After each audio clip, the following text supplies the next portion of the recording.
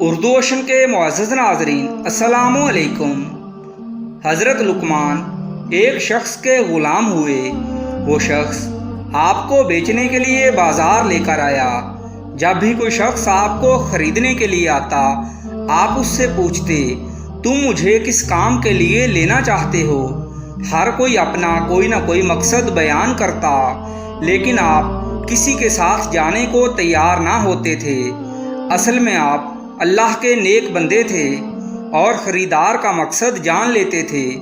چونکہ آپ کسی خاص مقصد کے لیے غلام بنے تھے، اس لیے ابھی تک آپ کو اپنے مطلب کا خریدار نہیں ملا تھا۔ آخر کار ایک شخص آیا اور حکیم لقمان سے کہنے لگا کہ میں تم کو خریدنا چاہتا ہوں۔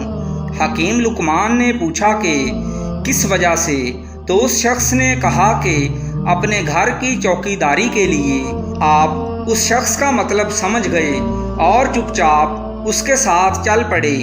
راستے میں اس آدمی نے حکیم لقمان کو بتایا کہ میری 3 جوان بیٹیاں ہیں، لیکن ان سب کو بدکاری کرنے کی عادت پڑی ہوئی ہے۔ جیسے ہی میں گھر سے باہر روزی کمانے نکلتا ہوں، وہ تینوں بھی باہر نکل جاتی ہیں اور لوگوں کے گھروں میں جا کر برائی کرتی ہیں۔ نہ تو وہ بدکاری سے باز آتی ہیں، نہ ہی میں معاشی طور پر اس قابل ہوں کہ گھر میں بیٹھ کر ان کی نگرانی کروں اور ان کو کھلا پلا بھی سکوں۔ دوسری بات یہ ہے کہ میں ان کا باپ ہوں، مجھے بار بار ان سے ایسی باتیں کرتے شرم آتی ہے۔ اسی لیے مجھے ایک غلام کی ضرورت ہے جو میری غیر موجودگی میں دروازے پر پہرے داری کرے اور ان تینوں کو گھر سے باہر نہ جانے دے۔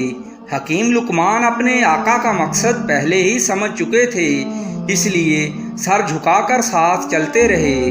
اگلے دن وہ شخص جب کام پر جانے لگا تو حکیم لقمان سے کہنے لگا کہ میں نے گھر میں راشن پانی اور ضرورت کی چیزیں وافر مقدار میں رکھ دی ہیں۔ لڑکیوں کو باہر جانے کی کوئی مجبوری نہیں ہے، اس لیے دروازہ بند کر کے باہر بیٹھے رہو اور ان کو کسی صورت باہر نہ جانے دینا۔ یہ کہہ کر وہ شخص کام پر چلا گیا اور حکیم لقمان چوکیدار بن کر باہر بیٹھ گئے۔ تھوڑی دیر بعد بڑی بیٹی آئی اور حکیم سے کہا کہ دروازہ کھولو، ہم نے فلاں کام سے باہر جانا ہے، لیکن آپ نے باہر سے دروازہ نہ کھولا۔ اس نے کافی بہانے کیے، طرح طرح کے لالچ دیے، لیکن آپ نے ان کو گھر سے باہر نہ جانے دیا۔ جب لڑکیوں نے دیکھا کہ کسی صورت بات نہیں بن رہی تو انہوں نے آپ پر پتھر برسانے شروع کر دیے۔ آپ کا سر پھٹ گیا اور خون بہنے لگا، لیکن آپ نے کپڑے سے اپنا سر اور منہ صاف کر لیا اور دروازے پر بیٹھے رہے۔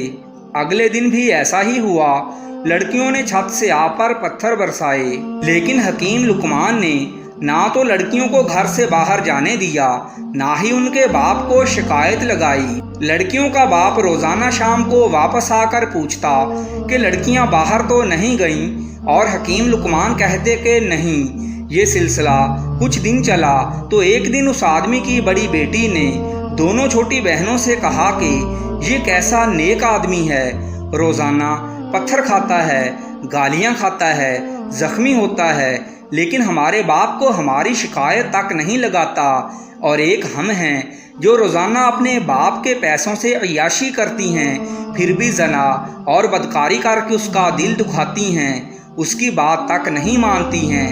میں تو آج اس شخص کے اخلاق اور کردار کے سامنے ہار گئی ہوں اور سچے دل سے بدکاری سے توبہ کرتی ہوں۔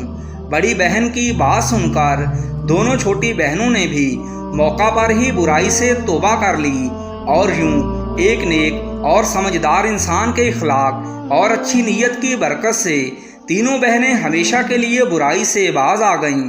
ایسے ہی کاموں کی وجہ سے دنیا آج بھی حکیم لقمان کو یاد کرتی ہے۔